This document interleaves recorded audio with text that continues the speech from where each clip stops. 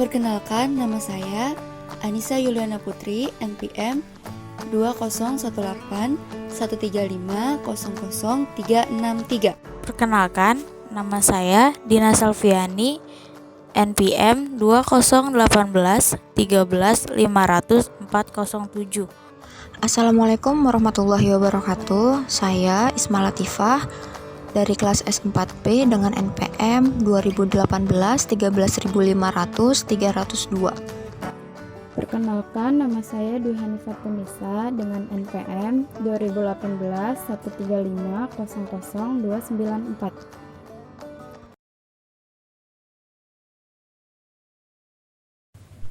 Regresi linier berganda adalah model regresi linier dengan melibatkan lebih dari satu variabel bebas atau prediktor.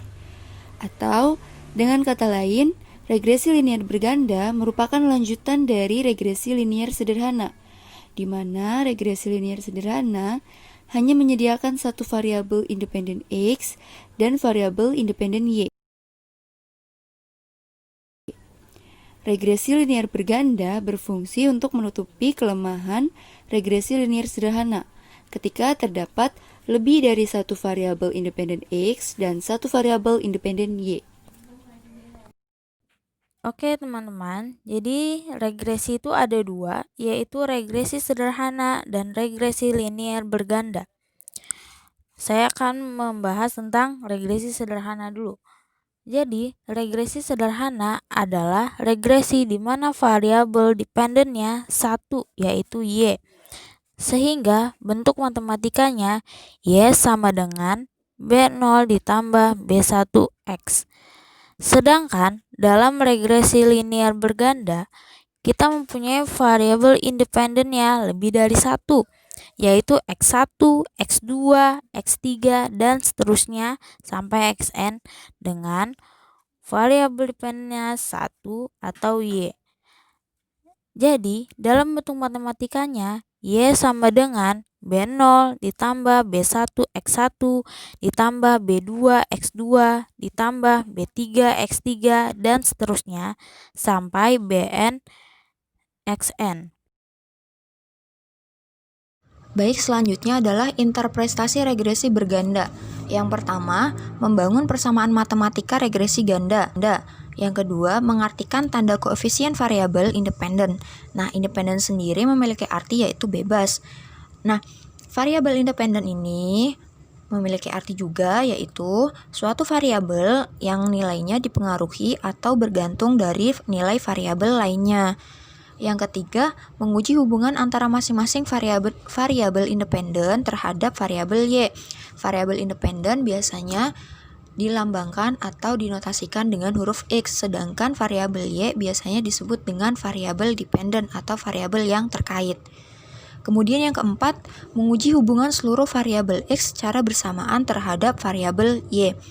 Yang kelima, mengukur besar kelayakan model yaitu koefisien determinasi, menunjukkan besarnya kontribusi seluruh variabel X terhadap variabel Y. Koefisien determinasi sendiri biasanya dilambangkan dengan R kuadrat. Tujuannya adalah untuk mengetahui persentase pengaruh variabel X1 dan X2 terhadap variabel Y, dan itu dapat digunakan menggunakan koefisien determinasi.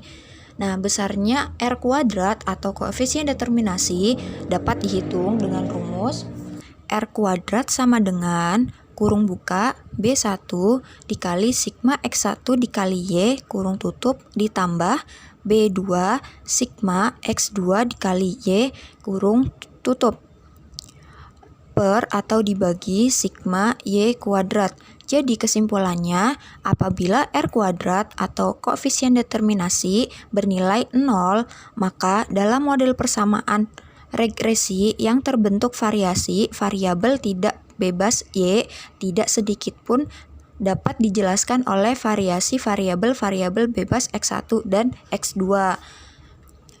Nah, jika R kuadrat atau koefisien determinasinya bernilai 1, maka dalam model persamaan regresi yang terbentuk variasi variabel dikatakan sempurna. dan dapat dijelaskan oleh variasi variabel-variabel bebas X1 dan X2. Nah, kemudian untuk yang terakhir atau yang nomor 6 adalah peramalan nilai variabel Y jika variabel X berubah atau diketahui.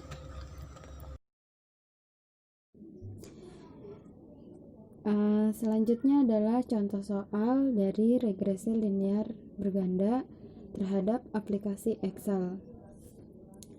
Di sini soalnya diadakan penelitian tentang pengaruh kebiasaan belajar dan kecerdasan emosional siswa terhadap prestasi belajar IPA dan diperoleh data sebagai berikut. Jadi responnya ada 15 orang. Kemudian ada X1 dan X2. Di sini variabelnya ada 2. Seperti yang dijelaskan sebelumnya, bahwa regresi linear berganda itu variabelnya bebas atau independen,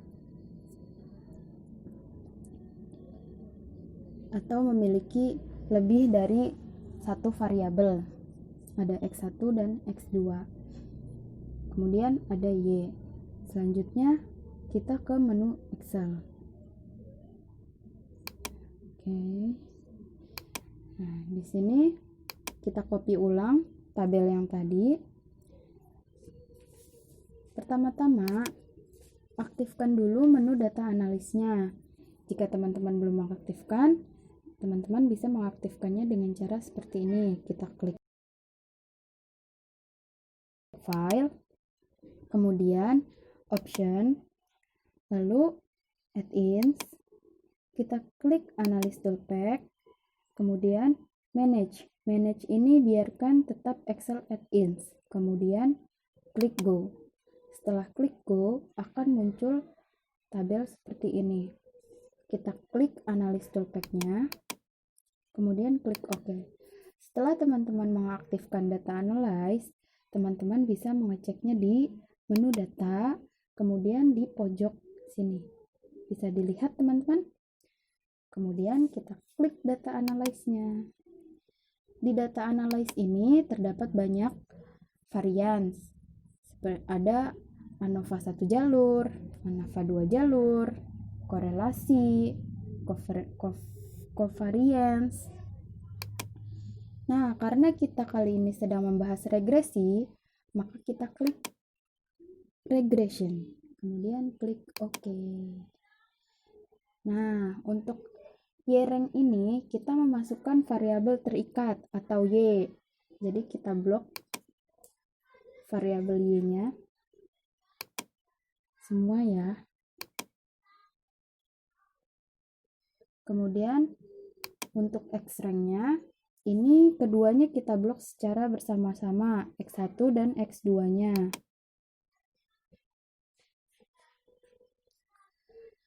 Nah, di confidence level ini, karena kita menggunakan taraf signifikan 5% atau sekitar 0,05, maka ini tidak perlu diikutsertakan.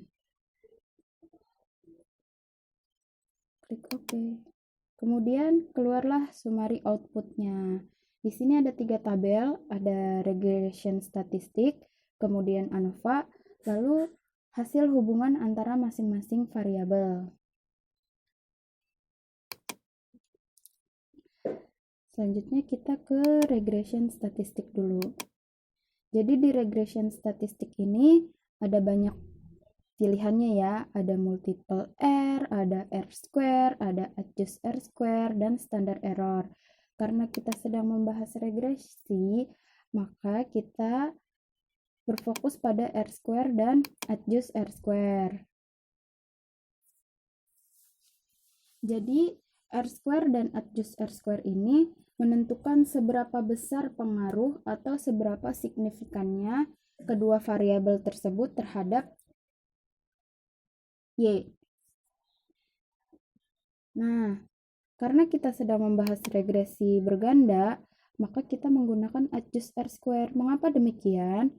Karena R square ini digunakan untuk regresi sederhana. Karena kita menggunakan regresi berganda, maka kita menggunakan adjust R square. Kita warnai. Untuk mengetahui seberapa persennya pengaruh dan X2 terhadap Y, maka kita bisa kali dengan 100%. Dari 0,771430607 ini kita kali 100%, maka hasilnya adalah 77,14%. Jadi pengaruhnya sebesar 77,14%, dan sisanya itu sekitar 22,82 itu dipengaruhi dari faktor lain. Selanjutnya adalah tabel ANOVA-nya. Nah, di tabel ANOVA-nya ini kita itu mencari pengaruhnya. Apakah ada pengaruhnya X1 dan X2 terhadap Y gitu. Nah, di ANOVA ini kita lihat pengaruhnya melalui tabel signifikan F. Ini sekitar 0,000565. Karena kita menggunakan taraf signifikan 5% atau sama dengan 0,05, maka di sini terdapat pengaruh. Mengapa demikian? Karena dari signifikan F dengan taraf signifikan kita terdapat perbedaan yang amat sangat jauh. Jadi di sini terdapat pengaruhnya.